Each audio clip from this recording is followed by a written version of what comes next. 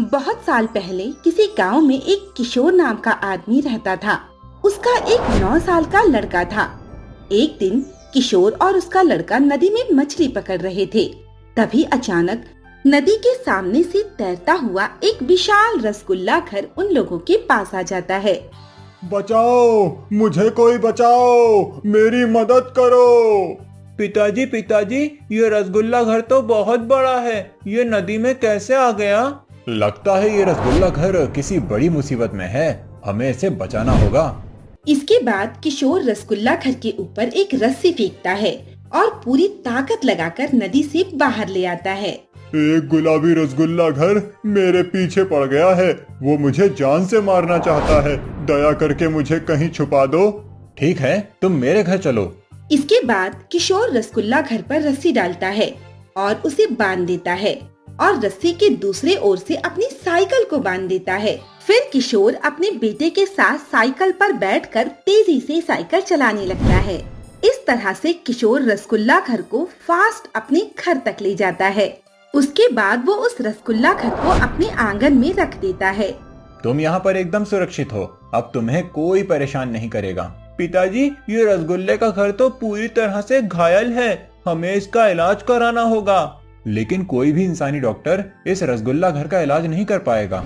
हाँ, तुम सही कह रहे हो, मुझे कोई भी इंसानी डॉक्टर ठीक नहीं कर सकता। मुझे ढेर सारी चांदी चाहिए, मैं उन्हें खाकर अपने इस जख्म को ठीक कर लूंगा। इसके बाद रसगुल्ला घर सामने रखे अखबार को खाने लगता है। अखबार रसगुल्ला घर के पेट के अंदर जाने के बाद उसकी जादुई शक्ति से 2000 के नोट में बदल जाता है और फिर वही 2000 के नोट रसगुल्ला घर के मुंह से निकलते हैं। ये सब देखकर गोपाल और किशोर की आंखें फटी की फटी रह जाती हैं। इसके बाद किशोर वो 2000 के नोट लेकर सुनार की दुकान पर चला जाता है। फिर वो सुनार से ढेर सारी चांदी खरीदकर अपने घर ले आता है। ये देखो, मैं तुम्हारे लिए चांदी लाया हूँ। फिर रसगुल्ला घर सभी चांदी को खाने लगता है और थोड़ी ही देर में उसके सारे जख्म ठीक होने लग जाते हैं। अरे वाह, मैं तो ठीक हो गया। मदद करने के लिए तुम्हारा बहुत बहुत शुक्रिया। तभी अचानक से सड़क पर से गुलाबी रसगुल्ला आ जाता है। ओए, तूने क्या सोचा? तू मुझसे बचकर भाग जाएगा? अब मैं तुझे मारकर तेरी सारी शक्तियों को छीन लूंगा। अरे नहीं, ये गुलाबी रसगुल्ला कहाँ से आ गया? हमें कुछ करना होगा। चिंता मत करो, इससे बचने का एक ही उपाय है। चलो जल्दी से तुम दोनों मेरे अंदर आ जाओ। इसके बाद किशोर रसगुल्ला घर का गेट खोलकर अपने बेटे के साथ उसके अंदर घुस जाता है। फिर अगले ही पल रसगुल्ला घर हवा में उड़ते हुए बादल में पहुंच जाता है। ये सब देखकर गुलाबी रसगुल्ला घर गुस्से से तिलमिला जाता है और खुद भी हवा में उड़ते हुए बादल में पहुंच जाता है। सुनो किशोर, तुम्हें एक सामने ड्रम रखा हुआ दिखाई दे रहा है ना? उसे उठाकर बाहर ले जाओ और जोर जोर से उस ड्रम को बजाओ। इसके बाद किशोर ड्रम को उठाकर बाहर ले जाता है और बादल के ऊपर बैठकर जोर जोर से बजाने लगता है। तभी ड्रम की आवाज सुनकर वहाँ ढेर सारे कौवे इकट्ठा हो जाते हैं। सुनो, मुझे तुम सबकी बहुत जरूरत है। ये गुलाबी रसगुल्ला घर है, मुझे मारना चाहता है, मेरी जान लेना चाहता है। तुम चिंता मत करो, हम इसे सबक सिखाएंगे। इसके बाद सारे कौवे गुलाबी रसगुल्ला घर को घेर लेते हैं और उसे परेशान करने लगते हैं। अरे हटो यहाँ से, मुझे परेशान क्यों कर रहे हो तुम लोग? हटो, छोड़ो मुझे। लेकिन फिर वो सारे कौवे गुलाबी रसगुल्ला घर को अपनी चोंच से नोच नोच कर खाने लगते हैं। अरे मर गया रे, कोई बचाओ मुझे, मेरी मदद करो। फिर गुलाबी रसगुल्ला घर अपनी जान बचाकर वहाँ से भागकर हवा में उड़ने लगता है। तुम सब इसका पीछा मत छोड़ना, चलो अब सब लोग चलते हैं। इसके बाद रसगुल्ला घर सारे कौवों के साथ मिलकर गुलाबी रसगुल्ला घर का पीछा करने लगता है। थोड़ी देर में गुलाबी रसगुल्ला घर एक बड़े समुद्र के किनारे पहुंच जाता है।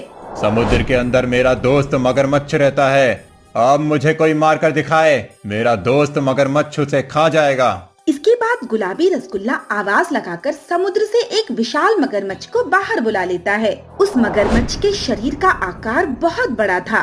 अरे बाप रे बाप, ये मगरमच्छ तो बहुत ही बड़ा है, लगता है जैसे ये हम सबको खा जाएगा। सुनो किशोर, जल्दी से खिड़की पर रखी बांसुरी को उठाओ और बजाना शुरू कर दो। इसके बाद किशोर खिड़की पर रखी बांसुरी को उठाता है और बजाने लगता है। फिर अगले ही पल समुद्र से एक विशाल मछली बाहर निकल कर आती है। गुलाबी रसगुल्ला घर के साथ हम इस मगरमच्छ को भी खत्म करना चाहते हैं। चलो जल्दी से हमारी मदद करो। और फिर अगले ही पल मछली अपने मुंह से ढेर सारे अंडे निकालकर गुलाबी रसगुल्ला और मगरमच्छ के ऊपर गिराने लगती है। फिर उन दोनों के शरीर पर अंडों के गिरने से उनका शरीर मिट्टी में बदल जाता है। ओए, ये सब क्या है? इसमें क्या जादू किया है? मेरा शरीर तो मिट्टी में बदल गया। कोई तो मेरी मदद करो। अरे गुलाबी रसगुल्ला, तेरी वजह से मेरा शरीर भी मिट्टी में बदल रहा है। बेकार में मैं तेरी बातों में आ गया। लगता है अब मैं भी जिंदा नहीं रहूंगा। अरे कोई बात नहीं, चल हम यहाँ से भाग चलते हैं, वरना हमारा शरीर मिट्टी में बदल जाएगा। इसके बाद गुलाबी रसगुल्ला घर और मगरमच्छ दोनों पास के जंगल में भागने लगते हैं। लेकिन थोड़ी ही देर बाद उन दोनों का शरीर मिट्टी के रूप में पूरी तरह बदल जाता है। मिट्टी में बदलने के कारण वो दोनों कुछ भी हरकत नहीं कर पा रहे थे। फिर सारे कौवे मिलकर उन दोनों के शरीर पर चोट करने लगते हैं और देखते ही देखते उन दोनों के शरीर का तहस नहस हो जाता है। आखिरकार बुराई पर अच्छाई की जीत हो ही गई। सुनो रसगुल्ला घर, अब तुम्हें कोई परेशान नहीं करेगा। अब तुम अपनी जिंदगी आराम से जी सकते हो। हाँ, लेकिन तुमने मेरे बुरे वक्त में मेरी मदद की, इसीलिए जाने से पहले मैं तुम्हें ढेर सारी दौलत देना चाहता हूँ। इसके बाद रसगुल्ला घर किशोर के सामने एक सफेद रंग का मटका प्रकट कर देता है, जिसके अंदर ढेर सारे सोने के सिक्के रखे थे। इस मटके में रखे सोने के सिक्के कभी खत्म नहीं होंगे। अब तुम अमीर बन गए हो। अब तुम और तुम्हारा बेटा अच्छे से जीवन बिताओ। इसके बाद किशोर और गोपाल रसगुल्ला घर का शुक्रिया अदा करके मटके को अपने घर ले आते हैं और अगले दिन किशोर ढेर सारे सिक्के बेचकर अमीर बन जाता है और अमीर बनकर अपने बेटे के साथ सुकून से जीवन जीने लगता है।